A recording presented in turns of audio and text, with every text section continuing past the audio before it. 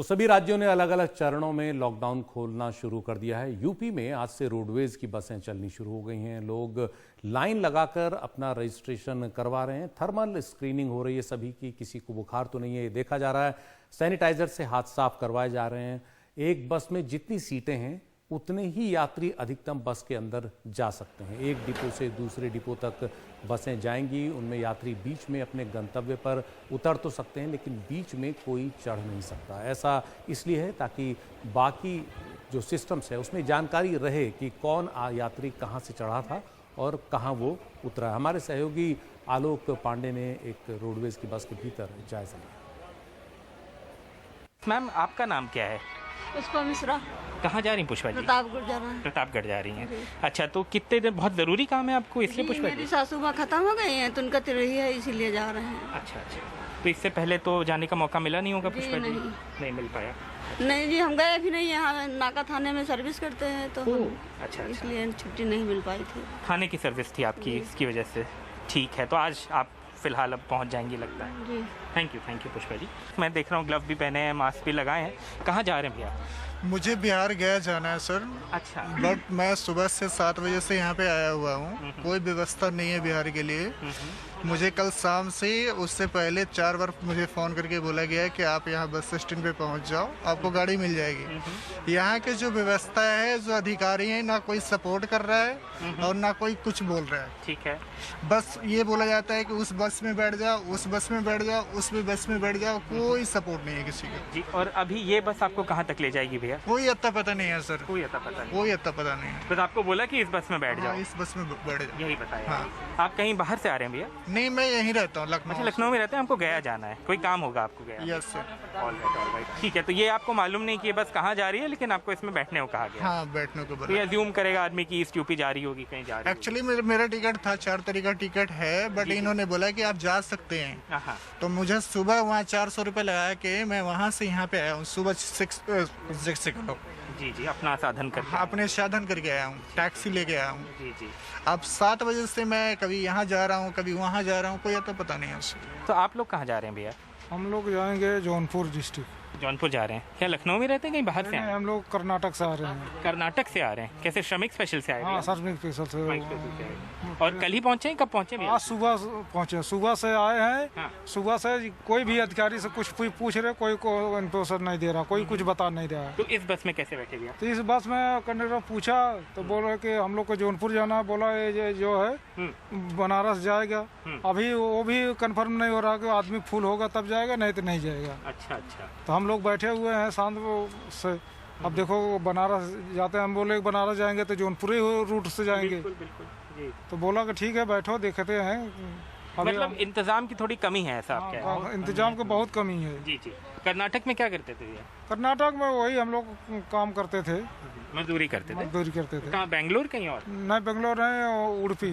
अच्छा, उडुपी में रहते थे। उडुपी। तो अब भैया एक बार जौनपुर चले जाइए तो वापस कब जाइएगा? अब तो सब कुछ खुल रहा है। अब देखिए, अब पहले तक घर पहुंचे, 3 महीने से तो उधर ही फंसे थे। अभी आज सुबह ट्रेन से उतरे हैं श्रमिकी, वो जो ट्रेन से। बिल्कुल। क्या इंतजाम थे भैया श्रमिक स्पेशल में? बहुत खबर चली है कि बहुत बुरे इंतजाम थे। वो वैसे तो सुनाई देता था एक सीट पे एक आदमी रहेगा, मगर ऐसा जैसा चालू जैसा बैठा है, एक सीट पे 4 आदमी। खाना पीना भैया? खाना पीना कुछ नहीं, वो कहीं स्टेशन पे जो है थोड़ा बहुत मिल जाता था, वो ले आके दे देते। अच्छा। बस। क्या नाम है आपका भैया? रामधनी निषाद। जौनपुर के हैं? हाँ, जौनपुर के।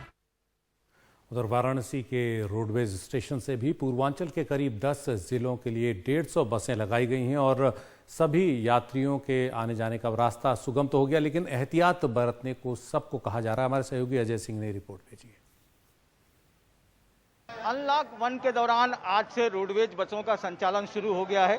हम इस समय बनारस के रोडवेज स्टेशन में हम दिखाने की कोशिश करेंगे कि चारों तरफ स्टेशन के बैरिकेटिंग लगाया गया है और इस तरीके से यहाँ पर जो पैसेंजर आ रहा है उनका थर्मल स्क्रीनिंग की जा रही है। थर्मल स्क्रीनिंग करने के बाद उनका जो है सैनिटाइज करने की चीज़ें की जा रही है और नाम उनके इस तरीके से नाम पते लिख करके तब वो लोग आगे जा रहे हैं। आप लोग क्या क्या लिख रहे हैं, क्या क्या कर रहे हैं? सर, नाम लिख रहे हैं, कहाँ के रहने वाले हैं और उनका मोबाइल कांटेक्ट नंबर लिख रहे हैं और जो उसका रेटिंग है वो लिख रहे हैं। वो लिख रहे हैं जी। उसके बाद आप उनको जगह पर भेज रहे हैं? हाँ, उसके जो जाना चाहता है हम बता रहे हैं, हम लोग के कहाँ जाना है आपको बता रहे हैं। तो इस तरीके से एक लंबी लाइन लगी है। और अगर हम आपको इधर की ओर आकर के दिखाने की कोशिश करें, आप देखेंगे तो इस साइड जो है वो जब यहाँ से ये सारी प्रक्रिया हो करके जब यहाँ से लोग निकलते हैं जाते हैं तो ये रोडवेज की बसें यहाँ पर लगी हुई हैं। जो यात्री आ रहे हैं उनके लिए तमाम ये रोडवेज की बसें यहाँ पर इस तरीके से लगी हुई है। यहाँ पर तो लोग जो हैं यात्रियों के लिए सारी व्यवस्था कर रहे हैं। यहाँ पर रेलवे जो स्टेशन के जो अधिकारी हैं बस स्टैंड के, वो लोग यहाँ पर इंस्ट्रक्शन दे रहे हैं, सारी चीज़ें कर रहे हैं। ARM साहब हैं यहाँ पर, हम उनसे जानने की कोशिश करेंगे। वो सारे लोगों को इंस्ट्रक्शन दे रहे हैं यहाँ पर, जितने भी जो कंडक्टर हैं, जो बस हैं, उन्हें किस तरीके की चीज़ें फॉलो करनी है, उनके पास सैनिटाइज़र वगैरह है कि नहीं है, ये सारी चीज़ें वो देख रहे हैं। तो ये सारी व्यवस्थाएं यहाँ पर कर रहे हैं। हम उनके साथ जानने की कोशिश करेंगे कि सर आज आप लोगों के यहाँ कितने जिलों की बसों का संचालन शुरू हुआ है और तकरीबन कितनी बसें हैं और यात्रियों को कैसे एकोमोडेट कर रहे हैं? आज हमने प्रातः 7 बजे से संचालन प्रारंभ किया है और 150 बसों की हमने रूपरेखा तैयार कर ली है यहाँ से संचालन के लिए। फॉर एग्जाम्पल बनारस से आजमगढ़, गोरखपुर, मऊ, जौनपुर, शाहगंज, शक्तिनगर, प्रयागराज के लिए हमने बसें प्रारंभ की हैं। इसके अलावा कानपुर और लखनऊ मार्ग के लिए हमने ये व्यवस्था बना रखी है कि यदि यात्री उपलब्ध होते हैं तो उनको विशेष बसें रवाना की जाएंगी। आजाद, यहाँ पर आप लोगों ने सुरक्षा के इंतजाम किस तरीके से और क्या क्या कर रखा है? मैंने 2 गेट यात्रियों के प्रवेश के लिए बनाए हैं। अभी यात्रियों की बहुलता न होने के कारण एक गेट से ही हम प्रवेश दे रहे हैं। अच्छा। और उनकी थर्मल स्कैनिंग करा रहे हैं। प्रतिकूल स्थिति पाए जाने पर यह व्यवस्था है कि एम्बुलेंस बुला करके उनको क्वारंटाइन कराया जाएगा। अच्छा, जो एड्रेस और नाम वगैरह लिखवा रहे हैं तो वो किस लिए, क्या उसका मकसद क्या है? उसका उद्देश्य यह है कि यदि बाद में भविष्य में कोई प्रतिकूल स्थिति उत्पन्न होती है तो वो हम शासन को मुहैया करा देंगे ताकि उनके संपर्क में आने वालों को क्वारंटाइन किया जा सके। तो क्या आपने हर बस के ड्राइवर और कंडक्टर को आप लोगों की तरफ से सैनिटाइजर और बसों को पूरा सैनिटाइज करने की व्यवस्था? बसों को सैनिटाइज करके ही कार्यशाला से निकाला जा रहा है। चालक परिचालक को स्वयं के प्रयोग के लिए सैनिटाइज एक फाइल दे दी गई है सैनिटाइजेशन के लिए। इसके अलावा यात्रियों को भी सैनिटाइज कराने के लिए 500 ml की एक शीशी परिचालक के पास उपलब्ध है। प्रत्येक यात्री को सैनिटाइज करा के ही यात्रा कराएगा। बिना मास्क के किसी भी यात्री को परिसर में प्रवेश नहीं करने दिया जा रहा है और चालक परिचालक को हिदायत है कि बिना मास्क के किसी को यात्रा नहीं कराएंगे। अच्छा, आगे की क्या प्रक्रिया है कि आगे जैसे से क्या बसें और बढ़ेंगी, क्या है? आप ये अभी हमने जो रोस्टर बनाया है सिर्फ 4 दिन के लिए बनाया है। यात्रियों की उपलब्धता के आधार पर फ्रीक्वेंसी बढ़ाई जाएगी। अच्छा, पूरी बस भर के जा रही है या सीट कुछ छोड़ रहे हैं? अभी हम 60% ऑक्यूपेंसी को ध्यान में रखकर बसें चला रहे हैं। और गाजियाबाद का कौशाम्बी बस डिपो भी एक अहम बस डिपो है जहां से कई जिलों के लिए यूपी भर में बसें निकलती हैं। वहां क्या स्थिति है, हमारे सहयोगी शरद शर्मा ने उत्तर प्रदेश परिवहन के रीजनल मैनेजर AK सिंह से बात की। थोड़ा हमें बताइए कि क्या व्यवस्था बनाई है आज से जो रोडवेज की बसें शुरू हो गई हैं। यहाँ तो व्यवस्था ठीक दिखाई दे रही है, व्यवस्था बनाई क्या है आपने? यहाँ पे हम लोगों ने जो व्यवस्था बनाई है वो ये है कि आज से हम लोग के कमर्शियल ऑपरेशन शुरू हुए हैं। अच्छा। तो इसमें क्या कहते हैं, जो सोशल डिस्टेंसिंग और जो सैनिटाइजेशन वाला है वो पार्ट हम लोगों ने यहाँ पे करने की कोशिश की है। ठीक है। इसमें क्या कहते हैं, जो भी लोग अंदर आ रहे हैं, हाँ। एक सिंगल पॉइंट एंट्री रखी है। ठीक है। जिससे सबका क्या कहते हैं नाम, पता और क्या कहते हैं मोबाइल नंबर नोट हो रहा है और उनकी इसी के साथ थर्मल स्कैनिंग की जा रही है। जो ठीक हैं उनको क्या कहते हैं बसेस में बैठाने के लिए क्या कहते हैं उनके गंतव्य के लिए लगे हैं बसें, उनमें क्या कहते हैं भेजा जा रहा है। ठीक है। हाँ, मुझे ये बताइए कि यहाँ पे थर्मल स्कैनिंग हो रही है, यहाँ पे सैनिटाइजर भी है और यहाँ पे सोशल डिस्टेंसिंग भी है, लेकिन अगर रास्ते में यात्री चढ़ेंगे उनके लिए क्या व्यवस्था है? देखिए, रास्ते में अभी हम लोगों ने चढ़ने का नया सिस्टम बनाया है। अच्छा। जो मेन स्टार्टिंग पॉइंट है वहीं से या फिर जो मेन स्टेशन है वहाँ पे। ठीक है। तो ये अभी ये जो बीच में चढ़ने वाली स्थिति है ये कब आएगी? अब जैसे थोड़ा सा ईज आउट कर जाए सिचुएशन, अच्छा, उसके बाद जैसा आदेश मिलेगा सरकार से उस तरीके से हम लोग कार्रवाई करेंगे। एक बस में कितने अधिकतम यात्री होंगे? इसमें फुल कैपेसिटी तक है। अच्छा। ले जाने का।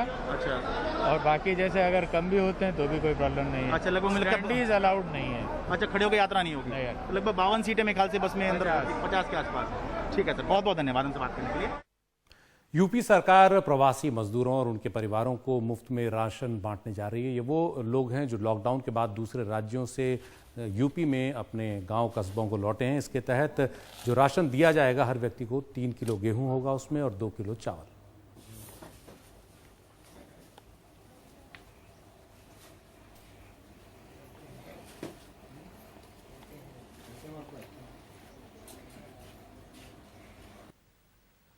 और यूपी सरकार ने लॉकडाउन खोलने के लिए जो नई गाइडलाइंस जारी की हैं, उनके मुताबिक लॉकडाउन के बाद धार्मिक स्थल, होटल, रेस्तरां खुलेंगे, शॉपिंग मॉल, हॉस्पिटैलिटी की सेवाएं भी खुलेंगी, ऑफिस पूरी क्षमता के साथ खुलेंगे और लोगों को 3 शिफ्ट में आने की इजाजत होगी। बाजार सुबह 9 बजे से रात 9 बजे तक रोटेशन में खुलेंगे। शादी के समारोह के लिए इजाजत लेनी जरूरी होगी और इसके अलावा बारात घर खोलने की भी इजाजत अब मिलेगी। शादी में सिर्फ 30 लोगों को ही शामिल होने की इजाजत होगी और सोसाइटीज जो हैं उनके लिए नियम अलग से दिए गए हैं, दिशा निर्देश अलग से हैं।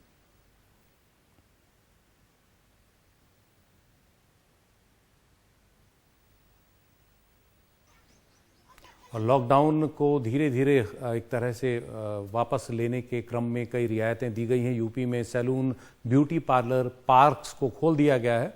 मुरादाबाद में सोशल डिस्टेंसिंग का पालन करते हुए सैलून और ब्यूटी पार्लर आज खोले गए। पहला दिन था तो ऐसा दिखा भी, आप देख सकते हैं बच्चे पार्क में खेलते भी दिखे। सरकारी गाइडलाइंस का ध्यान रखना बहुत ज़रूरी है। एहतियात के अलावा, सतर्कता के अलावा और कोई चारा इस वक्त नहीं है। सामाजिक दूरी बनाए रखना, मास्क पहनना, साफ सफाई रखना सबसे ज़्यादा ज़रूरी है।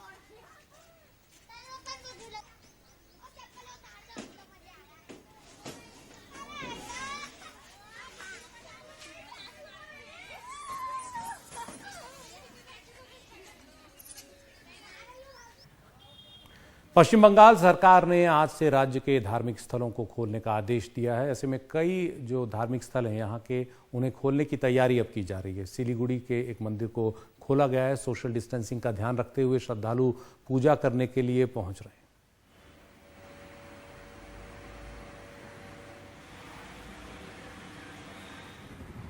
तो ये सभी जगह जितने भी धार्मिक स्थल हैं अब सभी खुलेंगे, लेकिन लॉकडाउन के दौरान सतर्कता बरतने के अलावा अब कोई उपाय नहीं है। सिर्फ सतर्कता ही, सावधानी ही किसी को इस बीमारी से अब बचा सकती है। भगवान के घर के दरवाजे खुल रहे हैं पश्चिम बंगाल में, धीरे धीरे लेकिन खुल रहे हैं लोगों के लिए।